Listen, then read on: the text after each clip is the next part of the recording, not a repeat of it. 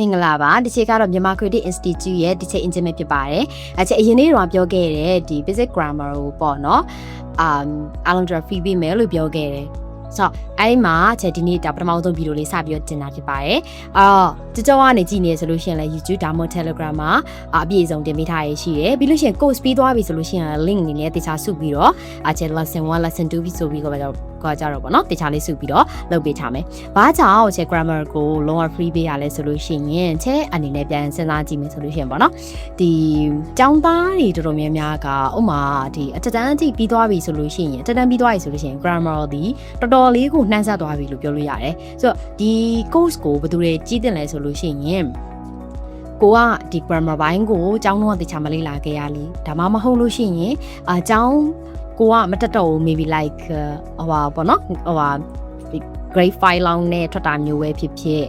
တခြားတော့ပြောတော့ပြီးဆုံးအောင်လုံးဝမတက်ခဲ့ရမျိုးပဲဖြစ်ဖြစ်အဲ့မှာအင်္ဂလိပ်စာကိုလေ့လာနေတယ်ဆို grammar ကိုပြည့်စုံစုံတက်သွားခြင်းနေဆိုလို့ရှိရင်ဒါမျိုးကြည့်တင်တယ်ပြီးကြလို့ရှိရင်ကိုကပြန်နှွေးခြင်းလိုပဲဖြစ်ဖြစ်ပေါ့နော်ဒီ grammar ကိုမစိတ်ဝင်စားရဆိုလို့ရှိရင်ကြည့်တင်တယ်ကျတော့ဒီ grammar ကြီးကိုပဲအရင်လဲ grammar လောက်တာပဲအခုလဲ grammar ထပ်လုပ်တယ်ဆိုတော့ပုံစံမျိုးတော့မဖြစ်စေချင်ဘူး grammar ကလုံးဝပြီးစားတက်ပြီးစားကျွန်တော်တော့စိတ်ပူကြမလို့တော့ဘူး hey ဆိုလို့ရှိရင်ကြပြောမယ်ကြည့်မနေနဲ့တော့ကြောက်ပါတော့မျောကြည့်နေနဲ့ကိုကတရားဒါ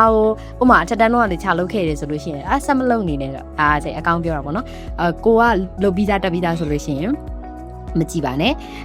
ကိုမှဒါလိုအပ်ချက်တွေရှိနေတယ်ဒါမှဖြစ်မနေကြည့်ကြည့်ရမယ်ဆိုတော့အခြေအနေမှာပဲလုပ်ပါအဲ့လိုမဟုတ်ဘူးရှေ့မှာလဲဒါတင်ပြီးသားကျွန်တော်ကရှေ့မှာလဲတင်ပြီးသားနောက်ထပ်လဲထပ်ပြီးတော့တင်နေဆိုတော့အဲ့လိုမျိုးမလုပ်ပါနဲ့တက်ပြီးသားဆိုရင်ကြည့်မနေပါနဲ့ဟုတ်ပြီနော်ဆိုရင်ဒါလေးကျတော့တင်ငယ်စာလေးစလိုက်ရအောင်ဒီ English alphabet ကနေပြန်စလိုက်မယ်ပေါ့နော် English alphabet 26ရှိတယ်ဆိုတာတော့ဒါတိတိကျကျပဲဖြစ်မယ်ပြီးတော့နောက်တစ်ခု capital letter and small letter capital letter and small letter ရှိတယ်ဆိုတာလည်းပဲတိတိကျပဲI told you this is for all the business this is for English beginners so that if you really understand and you don't need to like watching learning grammar so skip my video okay I'm okay so let's move on and English capital letter is small letter look at this and we also call capital letters uppercase and we also call small letter to lowercase capital letter ကို uppercase လို့လည်းပြောလို့ရတယ် small letter ကို lowercase လို့လည်းပြောလို့ရတယ်I think I don't need to read that part ဒါတွေကိုဖတ်ပြနေကြတော့မလို့ထင်နော်A B C D ဆိုရစားတယ်မလားအဲ့တော့skip လိုက်မယ် okay အဲ့မှာဆိုလို့ရှိရင် capital letter small letter နှစ်မျိုးရှိမယ်အဲ့မှာ capital letter small letter ရှိ English 26လုံးမှာ A E I O U ဆိုတဲ့ vowel 5လုံးရှိအဲ့က power 5လုံးကိုတော်များများကထင်ကြတာပါလေ power ဆိုတဲ့ဥစ္စာဒီ power 5လုံး A I O U လို့ပဲထင်ကြတယ် A I O U အိမ်နဲ့စရင် the power နဲ့စတယ် that's it ဒီလိုမျိုးပဲထင်တာ but actually sometimes in some cases it mean vowel sounds not just vowel alphabet စမ alphabet ကို vowels တမဟုတ်ဘဲနဲ့ vowel sounds ထွက်နေတာတွေကိုလည်း vowel အဖြစ်နဲ့သတ်မှတ်ထားတာမျိုးတွေရှိတယ်ဆိုတော့ vowel ဒီရေဘူးရအဖြစ်5လုံးရှိတယ် that's correctမှန်တယ်ဒါပေမဲ့လို့တချို့ကိစ္စတွေမှာဆိုလို့ရှိရင်ကျတော့5လုံးမဟုတ်ဘဲနဲ့ဒီပေါ့နော်vowel sounds တွေနဲ့ဥပမာ for example like hours H O U R ဆိုလို့ရှိရင် hours လို့အတန်ထွက်ပါတယ် hour လို့အတန်ထွက်တာမဟုတ်ပါဘူးဆိုတော့အဲ့လိုမျိုးကိစ္စတွေပေါ့နော် psychology is the initial letter is P နဲ့စပေမဲ့လို့သူဒီဘာဖြစ်နေအောင်ဆိုတော့ psychology အဲ့ဒီအတန်ဖြစ်နေတာမျိုးပေါ့နော်ဒါဥပမာအနေနဲ့ပြောပြတာပါဒါအတန်တွေကဒါ exchange ဖြစ်သွားတာအဲ့လိုမျိုးပဲဒီ hours မှာဆိုလို့ရှိရင်လည်း hour အိုတန်ထွက်သွားတယ်လေတရအတန်ဖြစ်သွားတယ်အင်ဒီဂျာမျိုးပေါ့နော် psychology ကတော့ရှေ့ဆုံးကမဟုတ်ပါ power တန်မဟုတ်ဘူးas တန်ထွက်နေတာဆိုတော့လေအတန် exchange ဖြစ်သွားတာကိုပြတာဒါနတ်ထားရမှာက AIOU power 5လုံးရှိပါတယ်မှန်တယ်သို့တော်နဲ့သူဒီ power sounds လို့သိထားရင်ပို့ပြီးမှန်တယ်တချို့သော sounds တွေမှာသူက powers အဖြစ်နဲ့ပြန်မွေးဖွားလာတဲ့ sounds မျိုးတွေရှိတယ်ဆိုတော့မှန်တယ် AIOU 5လုံး is vowels မှန်တယ် there are vowels sorry these are vowel မှန်လို့ရပါတယ် okay and then ဆိုတော့နောက်ထပ်ဘယ်နှလုံးကြမလဲ26လုံးမှာ5လုံးနှုတ်လိုက်တော့21လုံးကျန်တယ်အဲ့ဒီ21လုံးဘာလို့ခေါ်လဲ consonant ရေးလို့ခေါ်တယ် not consonant even though I'm teaching grammar, my pronunciation is like I would correct your pronunciation like consonant. What is consonant? It's not pronounced like consonant. It's consonant. Okay? It's consonant. Consonant လို့ထားပါ consonant မဟုတ်အဲ့တော့ consonant B 20လုံးရှိပါတယ်ဟုတ်ပြီအဲ့တော့ဒါလေးတွေကတော့ if you take note ယူခြင်းနဲ့ဆိုလို့ရှိရင်လည်း note လေးယူထားပါမဟုတ်ဘူးကျွန်တော် screenshot ရိုက်တာပြရတယ်ရိုက်လို့ရတယ်အဲ့လိုမဟုတ်ဘူးချဲရဲချဲစာအုပ်လေးပေးပါလား okay ပေးမယ်ချဲရဲ PDF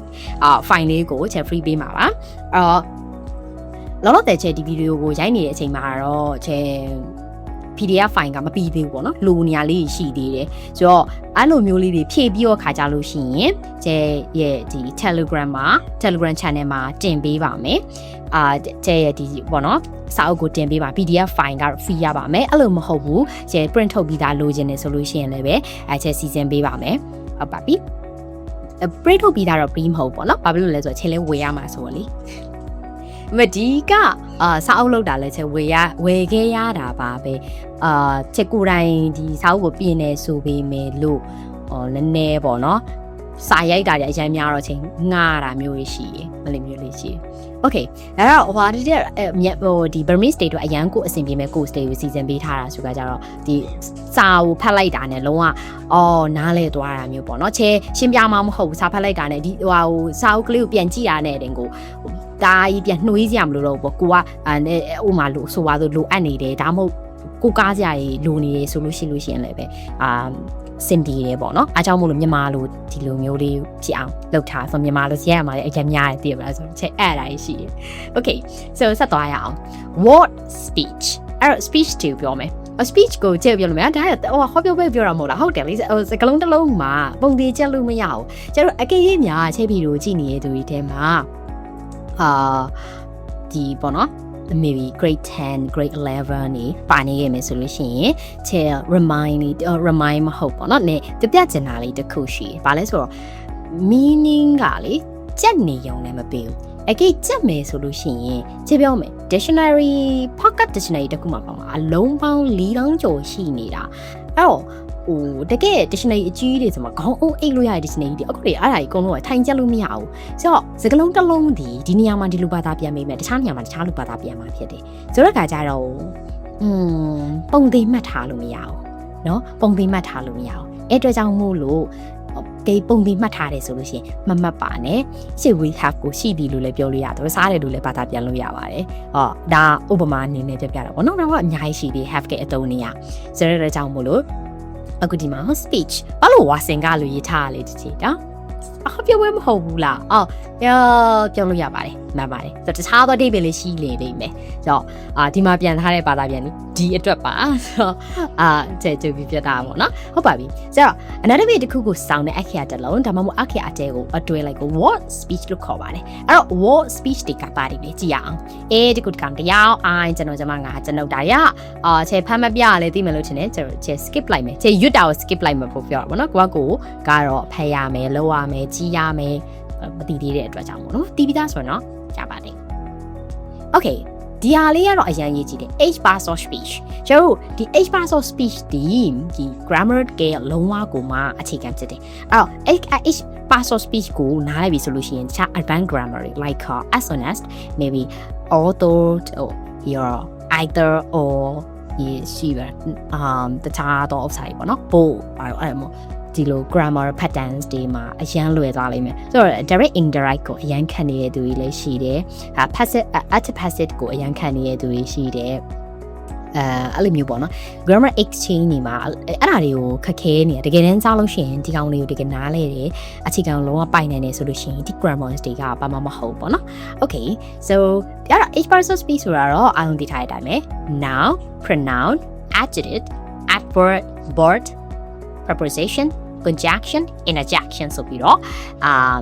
10မျိုးရှိပါတယ်ဆိုတော့ခြေကအထိုင်မှာ10 minute သတ်မှတ်ထားတယ်အခုအချိန်ပြည့်သွားပြီဖြစ်တဲ့အတွက်ကြောင့်မို့လို့ see you in the next video ပါအော်ချဲဘာမှလည်းမပြောလဲအောင်ဟုတ်တယ်ချစ်စာတင်လို့ရှိရင်ချဲအတန်းမှာဆိုလို့ရှိရင်လည်းတော့ပဲချဲကအရန် talkative ဖြစ်တယ်ပေါ့နော် talkative စကားများတဲ့အချိန်မှာပါတယ်ချဲစာတင်နေလို့ရှိရင်ဒီတိုင်းဆိုတော့ချဲဘာမှမပြောခဲဘာမှမပြောချဲမသိတဲ့နေရာဆိုချဲလုံးဝရင်ကုန်နှုတ်ပြီးနေတတ်ပြီးမဲ့လို့စာတင်နေဆိုလို့ရှိရင်တော့ချဲအရန်စကားများပါတယ်ဆိုတော့ချဲဆောင်ပြီးပုံပြီးတော့လို့ဒါပေမဲ့အဲ့လိုများတာပဲမတင်တယ်လို့တင်တယ်လို့နဲ့ကောင်းနေရောက်သွားလိမ့်မယ်ဟုတ်ပါပြီအဲ့တော့ပြီးဆုံးကြည့်ပြီးတဲ့တမို့ကျေးဇူးတင်ပါတယ်ပြီးတော့နောက်ထပ်ဗီဒီယိုမှာလည်းထပ်ပြီးတော့ဆုံးတွေ့ပါအောင်မယ် Bye